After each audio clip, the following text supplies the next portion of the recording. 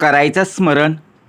गुरुर्ब्रह्मा गुरुर्विष्णू गुरुर्देहो महेश्वरः श्री सद्गुरु साक्षात परब्रह्म तस्मै श्री सद्गुरुवे नमः. जय जय रघुवीर समर्थ. जय जय रघुवीर समर्थ. श्रीमत श्री दासबोध. दशक 19वा. शिकवण नाम. समास 7वा. यत्न निरूपण नाम. श्रीराम समर्थ. कथेचे घमंड भरून द्यावे आणि निरूपणी विवरावे. उणे पडोची नेदावे कोणी एक विषयी. जय जय रघुवीर समर्थ. जय सद्गुरू. श्री समर्थ कृपेने उत्तमाची सुरुवातच आज बघा. दिवससुद्धा उत्तमाचा आहे, सोमवार. प्रत्यक्षात जर पाहायला गेलो, आजच्या दिवसाची सुरुवात जर आपली प्रार्थनेने होत असेल, गुरुर ब्रह्मा गुरुर्विष्णू गुरुर्देहो महेश्वरा, स्मरण करून तर झालेलं आहे ब्रह्म विष्णू आणि महेश. परंतु या तिघांच्या पलीकडे असणारा श्री सद्गुरू साक्षात परब्रह्म तस्मै श्री सद्गुरुवे नमः. कार्याला सुरुवात झालेली आहे. कार्याला सुरुवात झाल्यानंतर बघा, प्रत्यक्षात आपल्यामध्ये असणारा जो आळसपणा आहे, आपल्यामध्ये असणारा बघा जो प्रत्यक्षपणे आळसपणा, तो बाहेर निघाला पाहिजे. आपल्याला तेव्हाच बघा, स्मरण करत असताना हातामध्ये स्मरणिका असेल खाली पडते. जेव्हा श्रवण बघा उत्तमाचं ऐकायचं असतं तेव्हा डुलकी लागते. समर्थ म्हणाले, प्रत्यक्षात उत्तमाचं श्रवण हे आपल्यासाठी. युगानुयुगे एकलाची एक चालवितो तिन्ही लोक. कारण जय हा तेव्हाच प्राप्त होईल. आपल्या आयुष्यात आपल्याला पराजय पाहायला मिळाले, अपयश पाहायला मिळाले, परंतु इथे समर्थने एकदा जय नाही दाखवला, इथे 2 वेळा जय दाखवला. बघा प्रत्यक्षात भाग कसा दिलेला आहे. कारण रघुवीर समर्थ साक्षात कोण आहे? करता करवीत आहे ना. आपण जेव्हा अभ्यास करायचो, परीक्षेला पास व्हायचो, सर्वजण बघा आपलं अभिनंदन करायला यायचे. कारण का? आपल्याला यश मिळालं, आपण जिंकलो, विजयी झालो.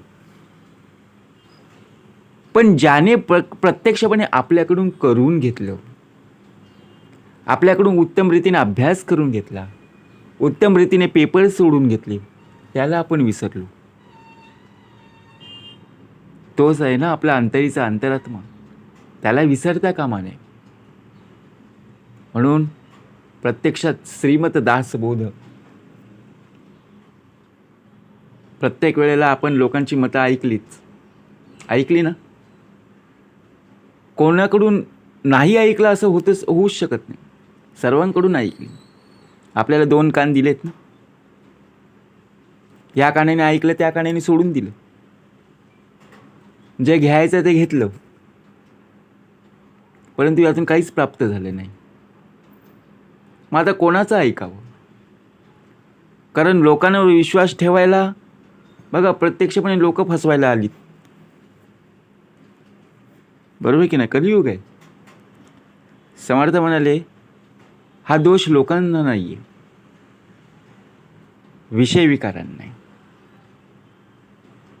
बघा आपला देह प्रत्यक्षात विषय विकारांवर अवलंबून आहे. म्हणून समर्थ म्हणाले, या लोकांवर विश्वास ठेवण्यापेक्षा, लोकांचं मत जाणून घेण्यापेक्षा आयुष्यात आहे ना, श्रीमत प्रत्यक्षात खुद्द भगवंताचं वचन, या वचनावर विश्वास ठेव. जीवन नक्कीच सार्थक होईल. कारण या श्रवणाच्या माध्यमातून, या बोधातून प्रत्यक्षपणे दास घडला गेलेला आहे, घडत आहे आणि घडणारच. म्हणून आजचा समास दशक 19वा. शिकवण नाम. कोणाला शिकवण आहे? आपल्यालाच आहे ना. ज्या प्रकारे आपण बघा शिक्षण घेत असतो, शिक्षण पूर्ण झाल्यानंतर आपण काय विचार करतो, अरे आता माझं वय झालं, आता या वयात कुठे शिकायचं. शिकणं फार गरजेचं आहे. कारण काही लोक बघा वयाच्या 70व्या वर्षी 80व्या वर्षी अजूनपर्यंत शिकत आहेत. आपल्याला वाटतं, आपल्याला मनामध्ये सुद्धा येत असतं की या वयामध्ये शिकून का उपयोग आहे. 70व्या वर्षी 12वी पास झाला. बघा आपण काय विचार करणार, काय मनामध्ये येईल, म्हणजे विचार कर. त्यातला आजचा समास सुद्धा उत्तमाचा आहे. समास 7वा, यत्न निरूपण. आता यत्न निरूपण म्हणजे काय? जे येत नाही ते करायला हवं ना, म्हणजे प्रयत्न. यत्न म्हणजे प्रयत्न कसा असावा, त्याचं महत्त्व काय आहे, आणि यश मिळवण्यासाठी प्रयत्न का आवश्यक आहेत. कारण समर्थ म्हणाले, प्रयत्नाशिवाय आयुष्यात कधीही यश मिळणार नाही. नशिबावर अवलंबून न राहता आपल्याला सतत परिश्रम, कष्ट, मेहनत घ्यावी लागेल.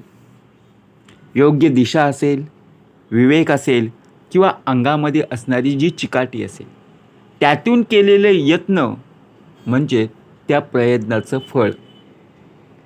परंतु बघा प्रत्यक्षात आपल्या या देहामध्ये आळसपणा, भीती, निराशा अशा अनेक गोष्टी येतात.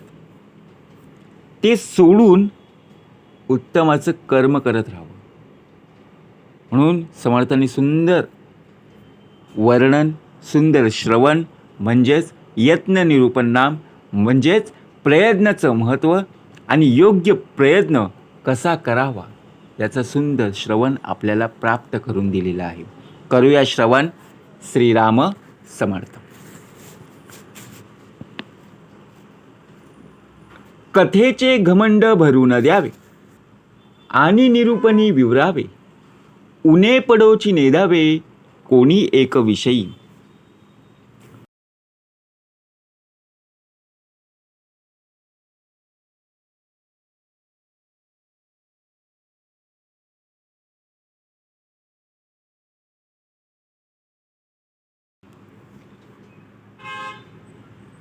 ज्या प्रकारे आपल्यामध्ये असणारा जो घमंडपणा, अहंकार, मीपणा सर्व बाजूला ठेवायचा आहे.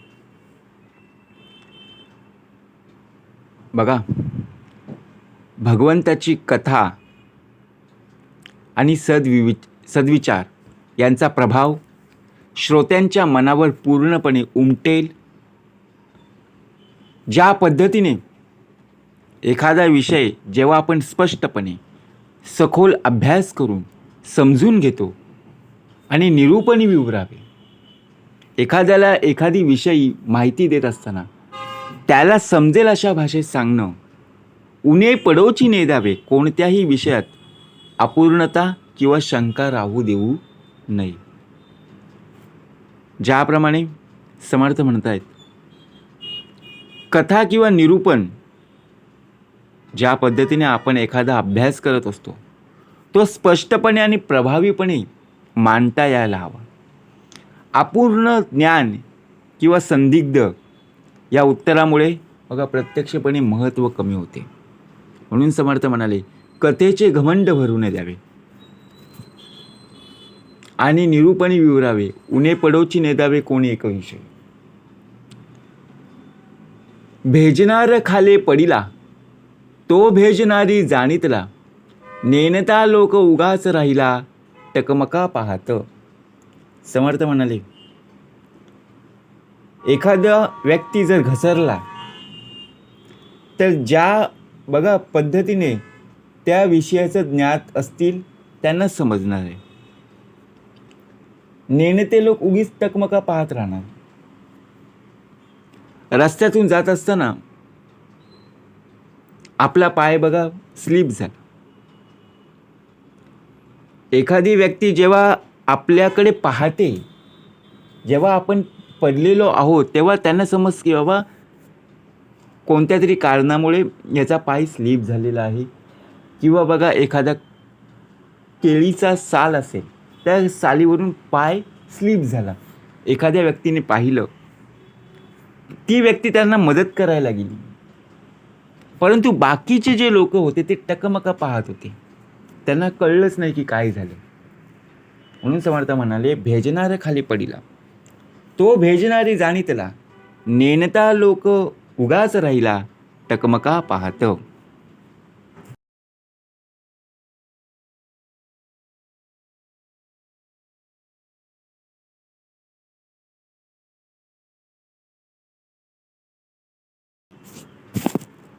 आता एखादा प्रश्न जेव्हा आपण विचारतो, त्याचं उत्तर जर आपल्याला उशिरा मिळालं की आपल्याला राहावंसं वाटत नाही. एक दिवस आपण थांबतो की आपण बाबा दुसऱ्या दिवशी येऊन सांगतील, दुसरा दिवस निघून जातो, तिसरा दिवस आपण बघा प्रत्यक्षपणे वाट पाहत असतो, असं होता होता महिना संपून जातो, उत्तर विलंबी पडले. श्रोतेयांचं कळू आले, एखाद्या प्रश्नाचं उत्तर देण्यास जर खूप वेळ लागला आणि श्रोत्यांना हे जाणवलं की लगेच वक्त्याला उत्तर लगेच सुचत नाही, आता काय करायचं, असा प्रश्न आपल्याला पडलेला आहे. परंतु त्यांना उत्तर कसं द्यायचं आहे याच्यासाठी आपल्याला वेळ घेणं फार गरजेचं आहे. एखादी व्यक्ती बघा आपल्याला प्रश्न विचारते, त्या प्रश्नाचं आपल्याकडे उत्तर नसतं, मग आपण काय विचार करतो, अरे मला थोडा वेळ दे, या प्रश्नाचं उत्तर मी देईन, नक्कीच देईन, पण थोडं मला अवधी दे. मग समोरची व्यक्ती काय करत असते, वाट पाहत असते की ही व्यक्ती आपल्याला केव्हा उत्तर देईल, बरोबर की नाही. मग त्या वक्त्याविषयीचा आदर आणि विश्वाससुद्धा कमी होतो ना. मग आपण केव्हा उत्तर देणार, कसं देणार, मग समोरची व्यक्ती आपल्यावरती विश्वासच ठेवत नाही. म्हणून विषयाचा सखोल अभ्यास करता आला पाहिजे. प्रत्येक प्रश्नाची उत्तरं स्पष्ट, नेमकी आणि वेळेवर देता आली पाहिजे, बरोबर की नाही.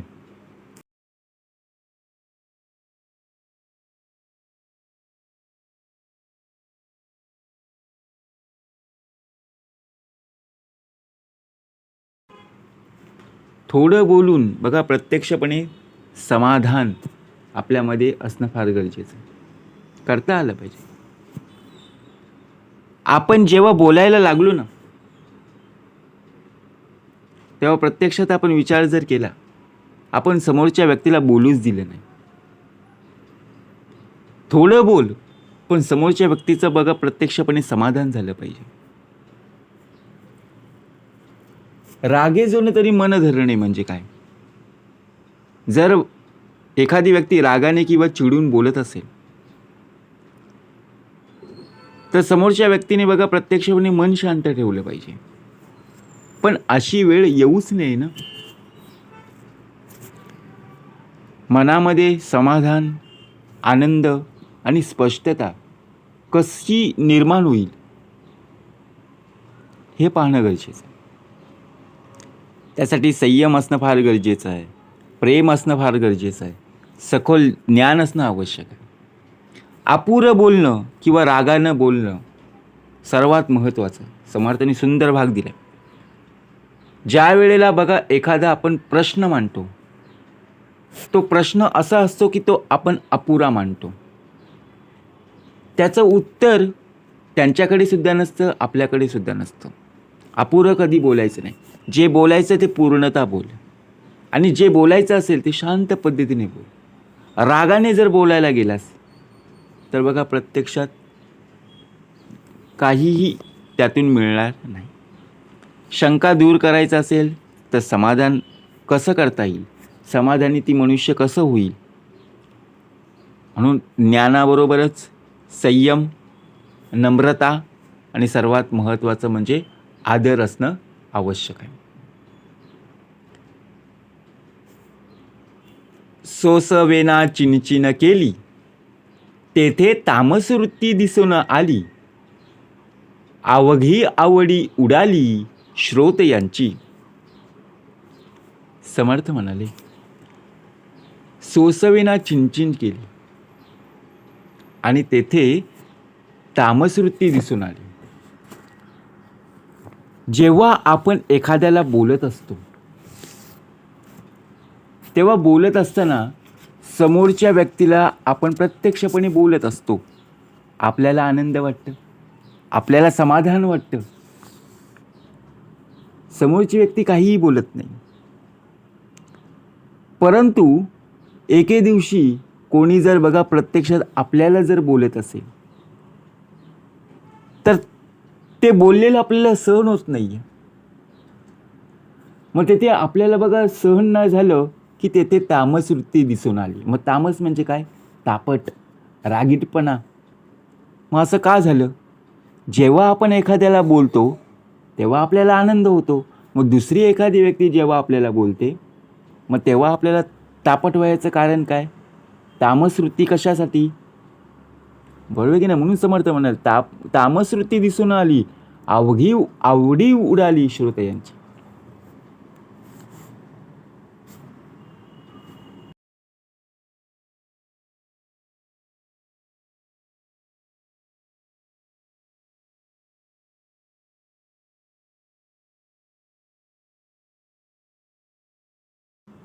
प्रत्यक्षात जर पाहायला गेलो,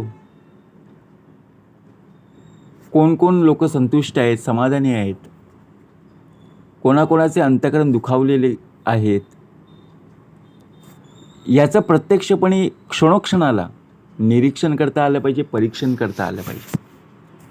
कोण कोण राजी राखिले आणि कोण कोण मनी भंगिले. आता या जगामध्ये असंख्य लोक आहेत. खरं पाहता समर्थ म्हणाले, लोक संतुष्ट आहेत का? मनाला विचार. प्रत्येकाला विचारायला जाऊ नकोस. कोणाकोणाचं अंतःकरण दुखावलं गेलेलं आहे. समर्थांनी सुंदर श्लोक आपल्यासाठी प्राप्त करून दिलेला आहे. जगी सर्व सुखी असा कोण आहे, विचारे मना तूच शोधून पाहे. क्षणाक्षणाला परीक्षेला पाहिजे. लोक निरीक्षण कर, परीक्षण कर. समोरून येता जाता आपल्याला लोक पाहायला मिळत असतात. प्रत्येकाच्या चेहऱ्यावर एक प्रकारे हसू असतं, एक प्रकारे दुःख असतं. विचारायला जर जाशील आणि ती जर व्यक्ती दुःखामध्ये असेल तर तुला ती व्यक्ती चांगलं बोलेल का? म्हणून विचार करा. मनाला प्रश्न विचार. कोण कोण लोक संतुष्ट आहेत? संतुष्ट होण्याचं कारण काय? अंतःकरण दुखावलंय, मग अंतःकरण दुखावल्याचं कारण काय? ते स्वतःहून स्वतः पाहिलं पाहिजे. म्हणून समर्थ म्हणाले,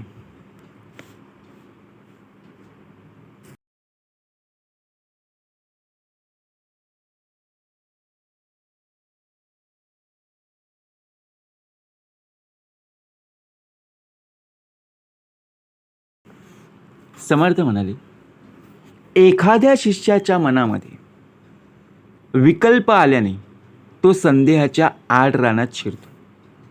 कशासाठी?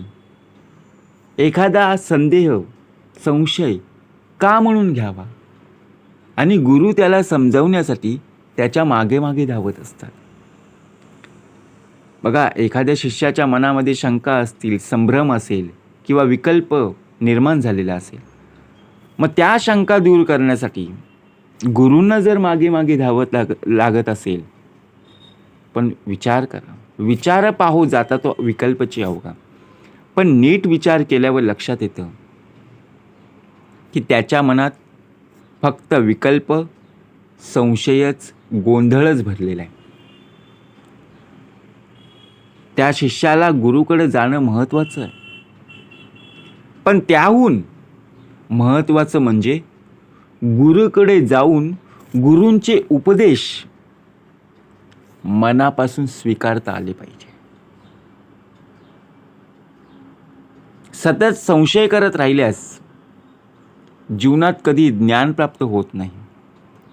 विवेक असेल, श्रद्धा असेल आणि मनन यांच्या सहाय्याने विकल्प दूर तर होतोच आणि सत्याचं ज्ञानसुद्धा प्राप्त होते.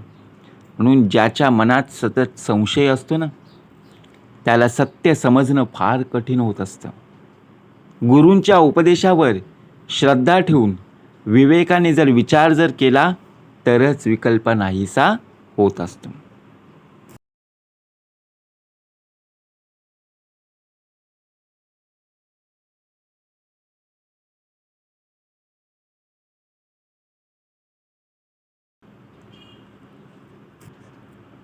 समर्थ म्हणाले, आशाबद्धी क्रियाहीन. केवळ आशा बाळगून जर तुम्ही बसलात आणि कृती न करता तिथेच राहिलात तो उपयोग काय? कर्तृत्ववान व्यक्तीचं भूषण म्हणजे कृती, परिश्रम आणि सर्वात महत्त्वाचं म्हणजे जबाबदारी. राहिलं पाहिजे. जर बघा प्रत्यक्षात जो आशाबद्धी क्रियाहीन, आज जर पाहायला गेलो ना आपण, अंगी चातुर्याचं एकही लक्षण नसलेला, मग चातुर्य आपल्या अंगी येणं का गरजेचं आहे हे सुद्धा पाहणं तितकंच महत्त्वाचं आहे. म्हणून समर्थ म्हणाले, ते महंतीची भणभण बंद नाही. नुसत्या अपेक्षांनी किंवा इच्छांनी काहीही साध्य होत नाही. आशा असावी समर्थ म्हणाले, पण तिच्यासोबत यत्न आणि सर्वात महत्त्वाचं म्हणजे कृतीही असली पाहिजे. आपण बडबड करणारे आहोत, पण बडबड करत असताना कृती असणं गरजेचं आहे. आपल्या अंगी असणारं चातुर्यपणा जर यायचा असेल तर अंगातला जो आळसपणा आहे आणि निष्क्रियता ती टाळली पाहिजे. कर्तृत्वपणा हेच खरं मोठेपणाचं लक्षण आहे. म्हणून नुसती आशा नव्हे तर कृती आणि सातत्यपूर्ण प्रयत्न यामुळेच यश आणि खरे मोठेपण प्राप्त होत असते.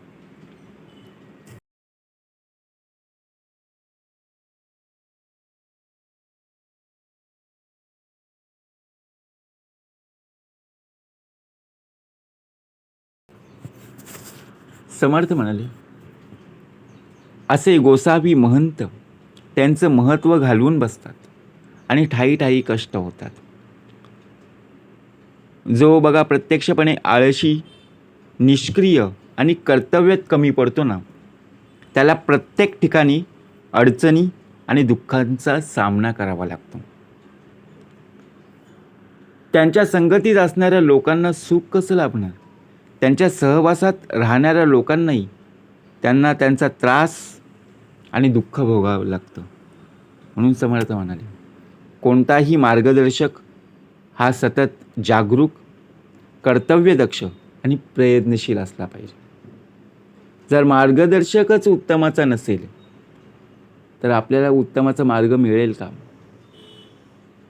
कार्याला जर उत्तमाचं बघा प्रत्यक्षपणे यश प्राप्त व्हायचं असेल तर जा सद्गुरूशी शरण, कारण मार्गदर्शन करणारा सद्गुरू आहे. त्याच्या आचरणाचा परिणाम बघा, एखादा व्यक्ती ज्यावेळी स्वतःचं आचरण उत्तम ठेवणं ही सर्वात मोठी जबाबदारी. गुरूंचा उपदेश, गुरूंची शिकवण, गुरूंचं आचरण का महत्त्वाचं? कारण त्याच्या संगतीत राहणारी जी लोक आहेत, संगतीने का होतं त्यांचं परिणाम त्यांना भोगावं तर लागतंच. उलट आजूबाजूची जी माणसं असतात, व्यक्ती असतात, त्यांना सुद्धा त्यांना त्रास होत असतो.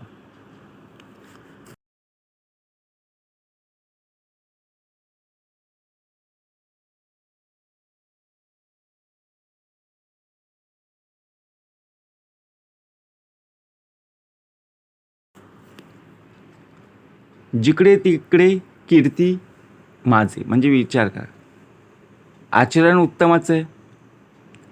आपली कीर्ती तेव्हाच प्राप्त होईल ज्या वेळेला आपल्या आयुष्यात आपण नाव कमावलेलं असू, चांगल्या प्रकारे यश कमावलेलं असू. सरसकट लोकांनासुद्धा मजा वाटेल, हौस वाटेल, सगट लोकांचा हव्यास उपजेल. लोक राजी राखू न कीजे. जे काही सर्व कार्य करायचं आहे ते लोकांना राजी राखून करावं. आता विचार जर आपण केला, जिकडे तिकडे कीर्ती आपल्याला प्राप्त होईल. आपण एखाद्या कार्यामध्ये चांगल्या प्रकारे नाव कमवू.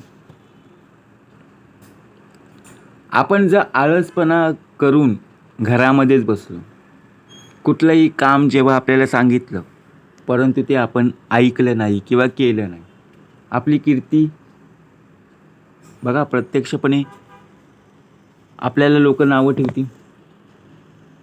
आपली कीर्ती जगभर कशी होईल की ही व्यक्ती आळशी आहे, ही कीर्ती होईल. जर प्रत्यक्षात उत्तमाचं कार्य केलंस, जे कार्य सांगितलेलं आहे ते बघा प्रत्यक्षात वेळेत पूर्ण केलं, ते समर्थ म्हणाले, देहे त्यागिता कीर्ती मागे उरावी. जरी तुझा देह या पृथ्वीतलावरून निघून गेला तरी तुझी कीर्ती मागे उरेल. म्हणून सगट लोकांचं हव्यास उपजे. लोकांना तेव्हाच हौस वाटेल ना जेव्हा त्यांच्या मनासारखं होईल. तू जर तुझ्या मनासारखा करत राहिलास, लोक काय विचार करतील, हा फक्त स्वार्थासाठी करत आहे. बरोबर ना. आपल्यामध्ये स्वार्थीपणा नसावा, अहंकारी वृत्ती नसावी, घमंडपणा नसावा. म्हणून समर्थ म्हणाले, प्रयत्न का आजचा समाज महत्त्वाचा यत्न निरूपण. जे आपल्याला येत नाही ना ते करता आलं पाहिजे. लोक सर्व ते करतात, मग आपण सुद्धा तेच करायला गेलो, त्यात मजा नसते, त्यात काही मिळणारं नाही आहे. बघा प्रत्यक्षात विचार जर आपण केला ना, आपण सुद्धा प्रयत्न करणं तितकंच महत्त्वाचं आहे. जे येतं आहे ते बघा, आपण एखादा विषयाचा आपण अभ्यास करत आहोत, जो आपल्या आवडीचा असेल तोच आपण बघा वाचत आहोत, पाठांतर करत आहोत, त्याच्यामध्ये मजा येईल का? नाही आहे ना. परंतु बघा प्रत्यक्षात जो विषय आपल्याला अवघड जातोय त्या विषयाचा आपण अजूनपर्यंत अभ्यास केला नाही, सराव केला नाही. कारण का? तो अवघड आहे. अवघड आहे म्हणून घाबरून जाऊ नकोस. तुला प्रयत्न करावेच लागतील. यत्न निरूपण म्हणजे काय? जे तुला येत नाही ना ते करता आलं पाहिजे. येत नाही म्हणून शांत बसायचं नाही. अवघड आहे म्हणून मग तिथून निघायचं नाही. आपली कीर्ती राहील का तिथे? नाही आहे. उलट जिथे तू अभ्यास करशील त्या अभ्यास करण्यातून बघा तुला चांगल्या प्रकारे यश मिळेल, चांगल्या प्रकारे मार्क मिळतील. तेव्हाच लोकांनासुद्धा बघा उत्तमाचं तुलासुद्धा आनंद होईल, तुझ्या घरच्यांनासुद्धा आनंद होईल आणि लोकांमध्ये सुद्धा उत्साह वाढेल. म्हणून लोक राजी राखू न कीजे सकळ काही.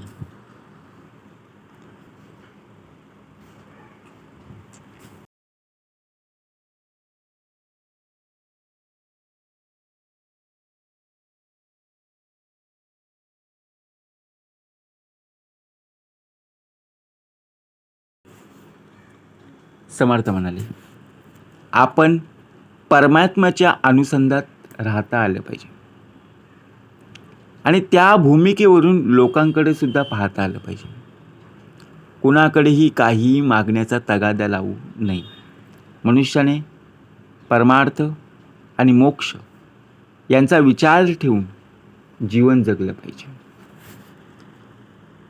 समाजात वावरताना लोकांचं सुद्धा निरीक्षण करता आलं पाहिजे. पण कोणाकडून उगीच अपेक्षा किंवा मागण्या करू नयेत. सतत काहीतरी मागणं बघा प्रत्यक्षपणे मागत राहिल्यास स्वाभिमानसुद्धा कमी होईल आणि सर्वात महत्त्वाचं म्हणजे इतरांनाही त्रास होईल. कारण का ही व्यक्ती सतत मागत आहे.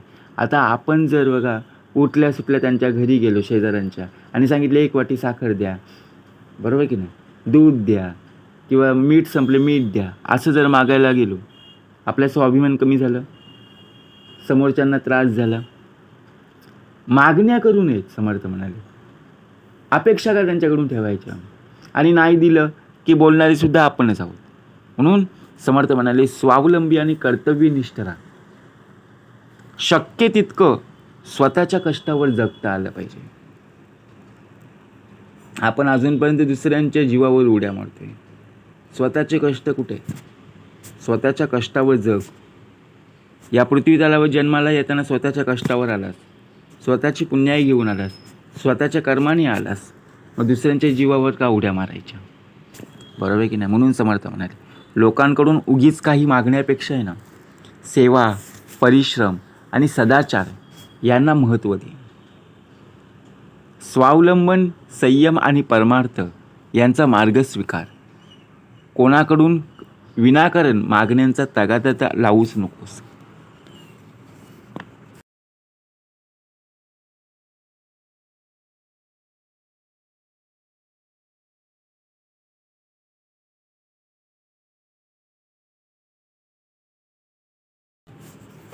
समर्थ म्हणाले, जिकडे जग तिकडे जगन्नायक. अहो, तो विश्वाचा मालक आहे. जिकडे तिकडं परमेश्वरच आहे ना. ज्याच्या दृष्टीखालून गेले ऐसे काहीच नाही उरले. आपण आता मुंबईमध्ये आहोत, बरोबर की नाही? उद्या आपल्याला कोणी सांगितलं पुण्याला जा, पुण्याला सुद्धा कोण आहे? परमेश्वरच आहे. पुण्यावरून आपल्याला सांगितलं कोल्हापूरला जा, कोल्हापूरला गेलं तिथे सुद्धा परमेश्वरच आहे. तिथून सांगितलं बघा प्रत्यक्षपणे बाहेरच्या दुनियेत, बाहेरच्या जगामध्ये जा, America, Japan, England, Scotland, New Zealand, कुठेही तुम्हाला जिथे जायचं आहे तिथे जा, तिथे सुद्धा कोण आहे? मला सांगा प्रत्यक्षपणे, आकाश कुठे थांबलेलं आहे का? आकाश कुठे संपलेलं आहे का? नाही ना. हे विश्वाची माझी घर, मीच तयाचा सूत्रधार. हे संपूर्ण सृष्टी ईश्वराने निर्माण केलेली आहे. मग जिकडे तू जाशील तिकडे तुला जगन्नायक म्हणजे परमेश्वर पाहायलाच मिळेल. आपण बसमध्ये बसलेलो आहोत बघा. सूर्यसुद्धा, आपण सकाळचा प्रवास करत आहोत, सूर्यनारायण जसं आपण खिडकीतून पाहतो तसं बघा त्या बसमधून सुद्धा आपल्याला, आपण प्रवास करत असताना आपल्यासोबत चालताना दिसतो. 3 तास झाले तरी तो आपल्यासोबत असतो. मग विचार करा, आपण बोलतो अरे सूर्य माझ्यासोबत आहे. हो, बरोबर आहे. कारण का, जिकडे तू जाशील तिकडे तुला जगन्नायक पाहायला नक्कीच मिळेल. कळला पाहिजे विवेक, हा विवेक आपल्याला कळला पाहिजे. आपण कळतोय पण वळत नाही ना आपण. कारण का, आपल्याला बघा कुठे 50 रुपयाची नोट सापडली, आपण इकडे तिकडे पाहतो, मला कोणी पाहणारं नाही आहे, आणि हलगत बघा हळूच ती आपण काय करतो, 50 नोट घेतो आणि खिशात ठेवतो. आपण काय विचार करतो, अरे मला कोणी पाहिलं नाही. पाहणारा आहेच ना, अंतरीचा अंतरात्मा आहे, बरोबर की नाही? तुझ्या कर्माने तू बघा प्रत्यक्षपणे वाईट वृत्तीने तुम्ही काय केलीस,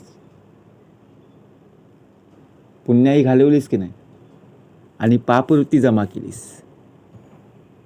म्हणून समर्थ म्हणाले, जिकडे जग तिकडे जगन्नायक. कळला पाहिजे विवेक. रात्रंदिवस विवेक लोक सांभाळीत असतात. विवेकी लोक असतात ते रात्रंदिवस हा विवेक सांभाळत असतात. ईश्वर सर्वत्र आहे, कुठे एका ठिकाणी नाही आहे. आपण मंदिरामध्ये जातो, तिथे गर्दी करून उभे राहतो का? इथेच परमेश्वर आहे. जळी स्थळी काष्टी पाषाणी, बघा प्रत्येक ठिकाणी ईश्वर आहे. विवेकामुळेच योग्य अयोग्य, सत्य असत्य यांचा निर्णय करता येत असतो. म्हणून जो मनुष्य देह विवेकाने जगतो तो प्रपंच आणि परमार्थ या दोन्ही मार्गावर योग्य रीतीने चालत असतो. म्हणून समर्थ म्हणाले, सर्वत्र ईश्वर आहे. ही जाणीव विवेकातूनच होणार. म्हणून प्रत्येकाने रात्रंदिवस विवेक जागृत करून स्मरण करणं फार गरजेचं आहे.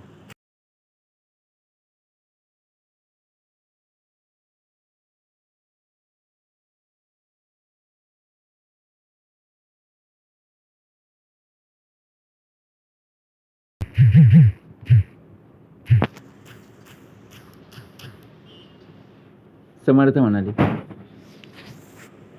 जो जो लोक दृष्टीच पडिला. एखाद्याचा स्वभाव असा असतो की त्याला जे जे लोक दिसतात ते नष्टच वाटतात. जगात बघा, प्रत्यक्षपणे जगामध्ये जो कोणी जन्माला आलेला आहे तो एक दिवस जाणारच आहे, कारण नाशिवंत आहे ना. हे सत्य समजल्यावर लक्षात येतं की या जगात कोणीही कायमचं राहणार नाही. जो जो लोक दृष्टीचा पडिला तो तो नष्ट ऐसा कळला. कितीही पुण्याई कमवलीस तरी तुला इथून जाणं आहेच. अवघेच नष्ट ऐकला भला काशावर.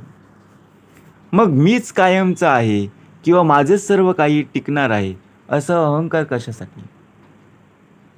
अहंकार घेऊन आपण बघा प्रत्यक्षपणे इथे वावरत आहोत.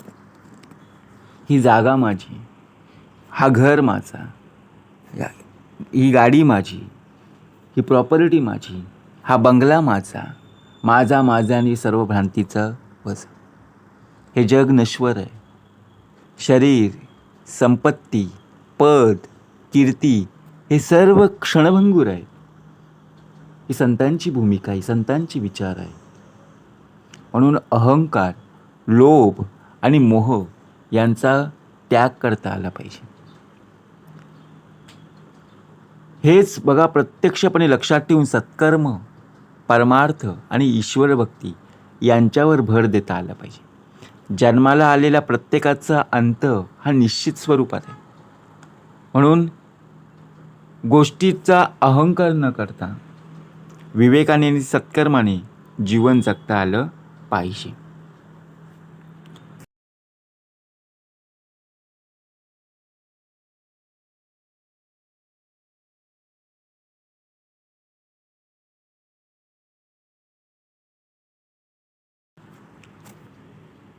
ओसाड मुलुखात जाऊन काय पाहावे.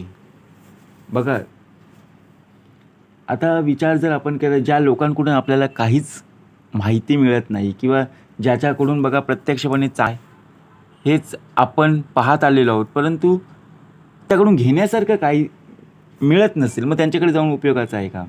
नाही. शेती असते बघा, शेती एक असते सुपीक आणि एक असते नापीक.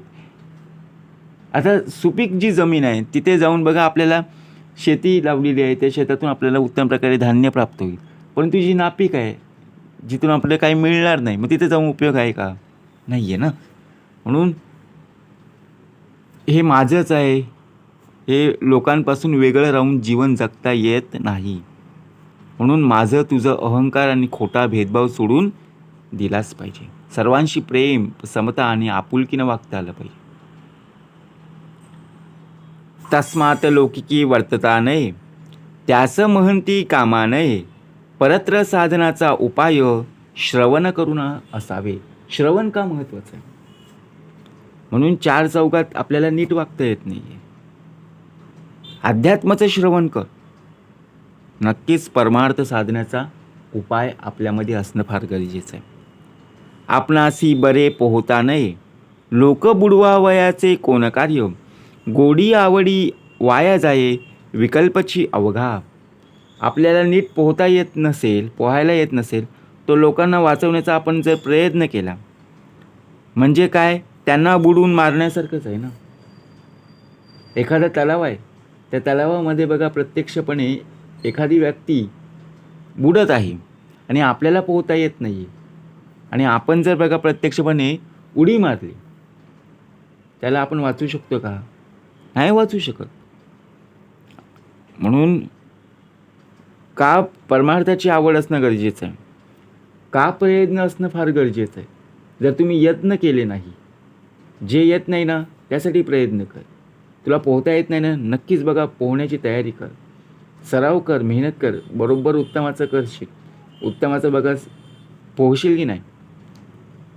म्हणून अभ्यास प्रगट व्हावे, नाहीतरी झांकोन असावे. प्रगट होऊन नासावे हे बरे नव्हे. म्हणून अभ्यास प्रगट व्हावे. अभ्यास असला पाहिजे. प्रत्येक गोष्टीचा आपला अभ्यास हा नक्कीच असला पाहिजे. आपण अभ्यास करायलाच मागत नाही ना. आपण काय बोलतो, अरे मला सर्व पाठ आहे, मला सर्व माहीत आहे, याच दृष्टीने आपण मागे राहिलो. आपलं ठेवावं झाकून आणि दुसऱ्यांचं पाहावं वाकून, अशी मग पद्धत, अशी मधीत आपल्याला पाहावी लागते. म्हणून प्रगट होऊन नसावे हे बरे नव्हे. का समर्थांनी सांगितलं? हे धकाधकीची कामे, तीक्ष्ण बुद्धीची वर्मे, भोळ्या भावार्थी संभ्रमे कैसी घडे. हे धकाधकीचं काम आहे. तीक्ष्ण बुद्धी असल्याशिवाय हे होऊच शकत नाही, आणि त्याशिवाय त्यातला वर्म कदापि कळणार नाही. म्हणून तेथे भोळ्या भावार्थाने संभ्रमात पडलं की बघा कार्यसुद्धा होऊ शकत नाही. सेत केले परी वाहेना, जवार केले परी फिरेना, जन मिळविले परी धरेना अंतर्यामी.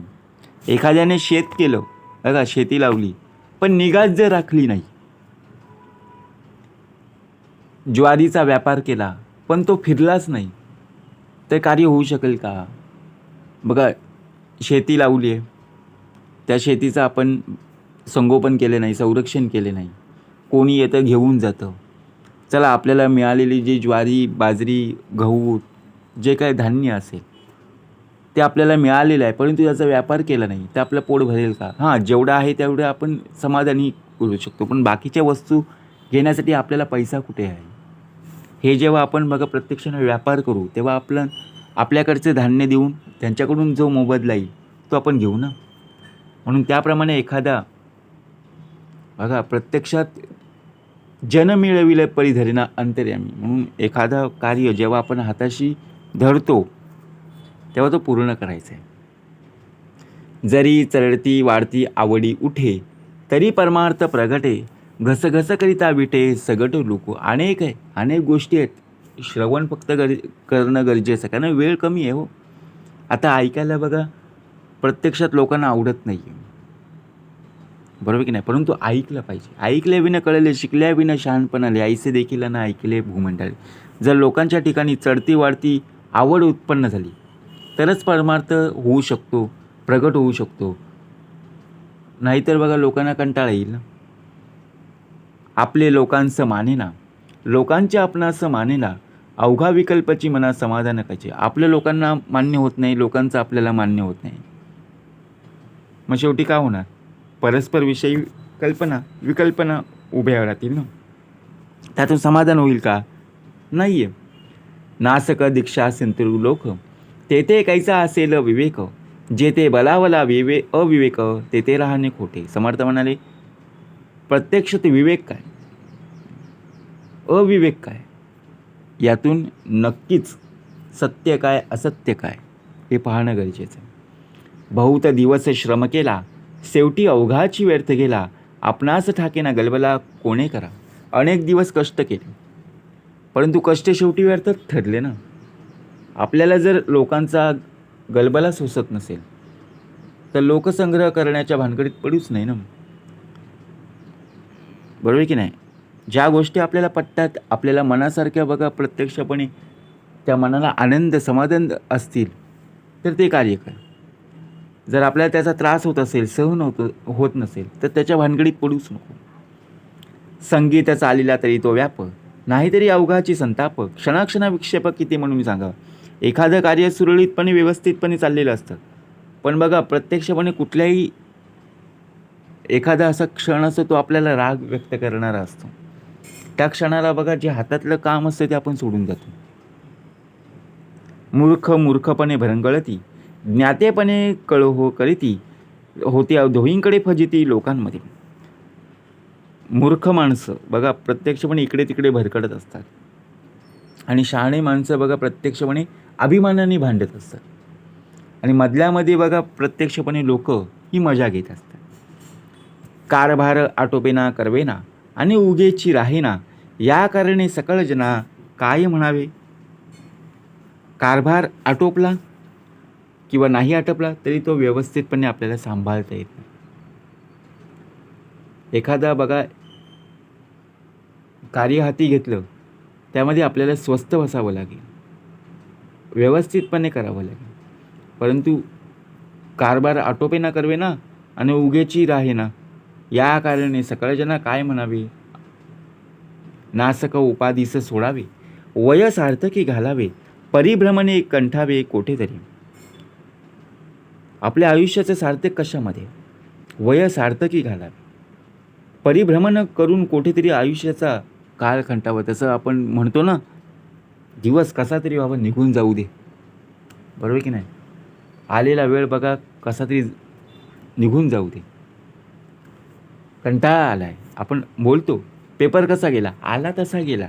अभ्यास केलास तर नक्की तुला तो चांगला जाईल. मग तसं आयुष्य आहे. कसं तरी न घालवता उत्तम रीतीने कार्य कर. बरोबर की नाही?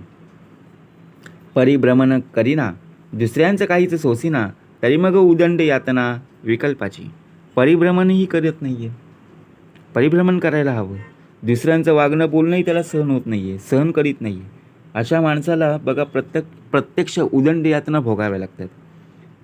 आता हे आपणाची पासी, बरे विचारावे आपणासी. अनुकूल पडेल तैसी वर्तणूक करावी. म्हणून आता हे सर्व आपल्यावरच अवलंबून असतं. आपण आपल्याशी नीट वागलं पाहिजे, नीट विचार करता यायला पाहिजे. आणि सर्वात महत्त्वाचं म्हणजे आता हे आपणाची पासी, लोकांवर अवलंबून उपयोगाचं नाही आहे. काय करा ते आत्ता करा आणि जाते घडी आपली साधा. बरे विचारावे आपणासी. आपण स्वतःहून आपल्या मनाला प्रश्न विचारायचा. आणि लोकांकडे जर प्रश्न मांडायला जाशील तर अनेक प्रकारची मतं त्या मतांमध्ये तुला अडकवतील. म्हणून अनुकूल पडेल तैसी वर्तणूक करावी. इति श्री दासबोधे गुरु शिष्य संवादे यज्ञ निरूपण नाम समास 7वा. जय जय रघुवीर समर्थ.